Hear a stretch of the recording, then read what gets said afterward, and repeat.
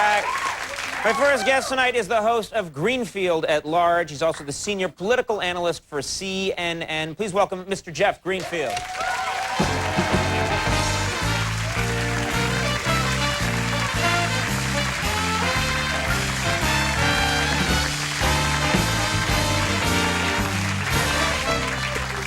Hi. Hi, how are you? I'm fine. I love that baby. The baby, yeah. You know, I can imagine how you and your colleagues think, you know, this is one heck of a time to try to be funny. Right. Desperately needed. It's exactly what we need you guys to do. You know, it's... No, it's nice. In the London Blitz, people would go out of their homes into music halls, see really stupid comedy, and it kept their spirits alive. Wait a minute. Perhaps you went off the rails here a little bit. So. Perhaps let me put this another way. Yeah, right. In the middle of the Second World War, people listened to Jack Benny and Burns and Allen's. Bob Hope went and entertained the troops and made fun of the generals and the bad food. One of the ways you defeat terror is to remember that, you know, that you need to laugh. And we need to laugh more now probably than before. I think it's going to be a different kind of laughter, which you're probably already I'll take any kind. I'm not picky when it comes to... I'm not like a connoisseur of laughs. When I get the laughs, I'm like, you know, happy. What I mean is that, you know, we've taught, and the news media have been part of this, we've taught a couple of generations to take nothing seriously. Right. You know, all politics is stupid and idiotic and not worth it. I don't think we have to remind people now that that's probably, we're in a different era. But guys like you who can also remind people that there's laughter in life, even at the most dangerous times.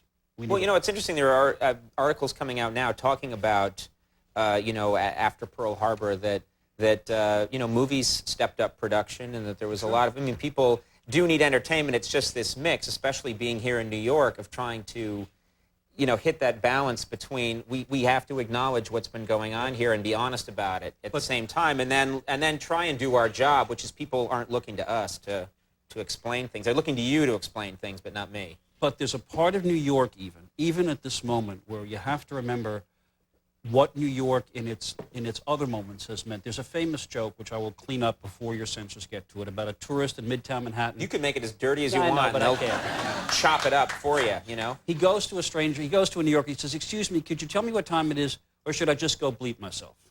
That is a New York joke. Here's a real... Would have worked much better if he had said the word. I'm just telling you It was good. It's good. I get it. But, you know, you go for it. And then there's a woman that watches our show and cuts everything out. But here's a real sign I saw. It's the first time I laughed. The first time I laughed after what happened. I was walking down the West Side, and by the Museum of Natural History, there's a dog run. And they don't just have a sign that says, "Curb your dog." They have a sign that says, "If you're not responsible enough to clean up after your dog, you don't deserve to own one." And that is part of that New York thing. That's a New York sign, yeah. But it's the same kind of in-your-face thing where the mayor, who, you know, you've done many routines about him, one of the reasons why he is seen as the hero that he is that kind of spirit. When things get really tough, you don't say, "Oh, you know, may we get through this." You just go and you do what has to be done. And it's one of the reasons why this city is seen, their mayor, who they've loved to make fun of in part, as a genuine hero. Now, what did you think of seeing him last night when President Bush made his speech, and he's sitting there, and he and Pattie got this big ovation, but you knew so much of that was directed at Mayor Giuliani, who people just revere for the way he's acted in the last week and a half. And it was nice to see him get his due to a small degree. Because New York has not always been America's favorite city, but I think people saw this as a hit on America, and they saw Giuliani particularly. There was a moment when he had promised the sister of a firefighter who had died in an earlier tragedy. There was nobody to give this woman away. So in the middle of all this, on a Friday, he puts on a tuxedo and walks this woman down the aisle so she can be married with someone to give her away. There is a style about that, that people rise, when people rise to the occasion, they really rise to it, and he did. And I think it made people just feel, all right, we're going to get through this. Oh, yeah. Well, what about, you know, speaking of getting through it, because I think there's a lot of people today, and this is regardless of what people's politics were before these events unfolded, whether you're Democrat, Republican, whatever, a lot of people felt better today after the president's speech last night. They felt like there's some direction. They felt that he was moderate. They felt. What was your take on it? I know that I felt better afterwards. This was a president, relatively new, relatively untested, stepping up to as difficult a challenge as any president has, and he met the moment because he did all of those things. One of the things he did was he acknowledged the hit. You know, speeches at moments of great crisis don't work unless the first thing the leader says is, we know we took a hit. Right. But then to go on and say, here's what we're going to do about it, here's what we're not going to do, we're not going to wreak some kind of hatred at Muslim Americans, but we are going after the people who did it. And he also said, it's not going to happen instantly. We're in for it. And that's something I think that, I don't think Americans are used to being told that. In our lives, I mean, you think about the way we lived 2 weeks ago. It seems like about 100 years ago, you know, when the web page didn't load fast enough, or the cell phone went dead, right? Or you got caught in a Frappuccino machine broke down, which keeps happening to me, and I am mad. All of those things right. are swept aside, and look, I don't just mean the younger generation, but many of us have lived our entire lives without ever having to take stuff seriously. And what the president reminded us was, this you're taking seriously, here's why you're taking it seriously, here's how we're going to get through this. So I thought that was fun. Now, one thing I'm asking people to do, if they can, is, it sounds almost impossible, but each day it feels a little more possible, is there anything positive we can take from what happened from this? Do you think we're going to change? Is there some small good that can come out of what's been going on here? I actually think there can, without minimizing any of this. Older people, hello, always try to tell... You're real old, I tell you. Always try to tell young people at commencement speeches or when they get them trapped, you know, life is fragile. It is short, right. Make the most of it. And young people, for understandable reasons, never believe that, right. You know, until they're well along. If anyone had any doubt about that, about the need to live life to its fullest, not to take yourself seriously, not to ignore laughter and good food and sex and art, but also to understand, yes, I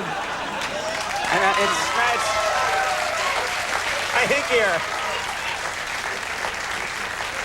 it sounds to me, Jeff, like you're preaching to the converted here.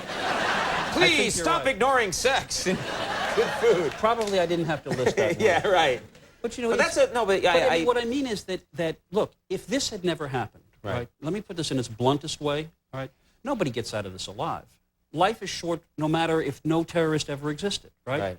And there are people who look up as they get older and say, I wish I had tried more to do this. I wish I had followed this dream. I wish I had been kinder to people. I wish I had taken that trip. I wish I had risked everything. Is there anybody now who doesn't understand why that is not some preachy commencement speech, but a guide to life? If we get the sense of that, retain the gift of laughter and all the other stuff, but remember that, you can actually take something out of this that may actually make for a better life than you might have had. It's no price anybody would have paid, but as long as it happened, remember it. You know, don't.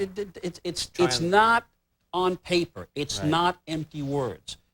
It's what life is all about, and I think everybody now knows that. So that's what I would take from that. Well, you know, it's not a small thing to come here and try and, you know, it's nice. It's nice. I remember, I have to say, this has been a very strange and hard week for me and for my staff and for all the people that try and do any kind of entertainment. But as each day goes by and you hear more things like this, you start to feel a little bit like maybe we can, you know, better times are coming. Keep that baby. Yeah. What? Oh, that baby. Okay, I didn't... Jeff, thank you for being here. Okay, Jeff Greenfield, everyone. Anna Gasteyer is coming up. We'll be right back. Stick around. Thank you.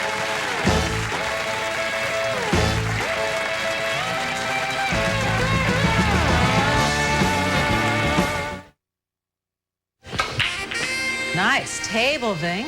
Nice phone. Want to play for it? And if I win? How about this? Now, the best thing about this phone, Ving, the minutes are free.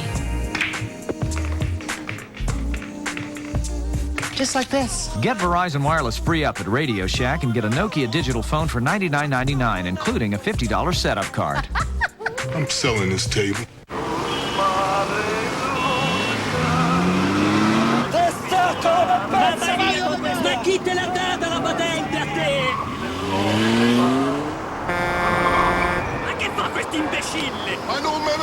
imbecille, che sta a fare?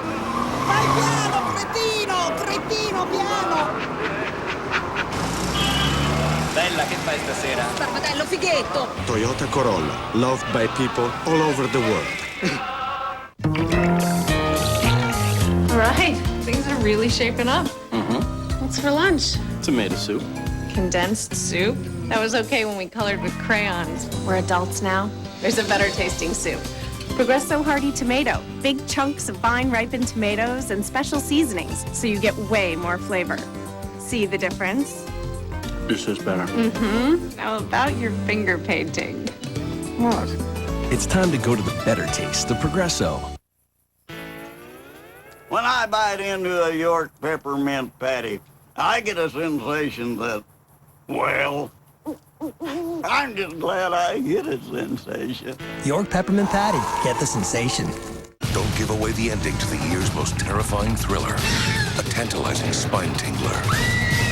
A wicked twist of an ending. The Others. Rated PG-13. Now in theaters everywhere. Contact lens solutions have come a long way, but you still had to rub. Well, today Opti-Free has a solution so advanced, you don't need to rub. So switch to No Rub Express, the future of lens care.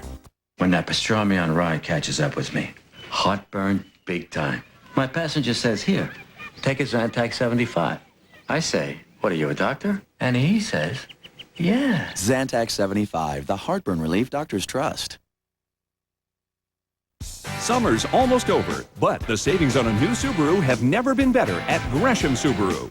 Look at the durable and stylish 2002 Outback wagon, priced to move. Take $3,000 off every 2002 automatic Outback wagon in stock, including 6 cylinders. Discover the beauty of all-wheel drive at unbeatable prices. And they'll pay off any trade now at Gresham Subaru. Off I-84, take the Wood Village exit south to Gresham Subaru at 1925 East Powell in Gresham.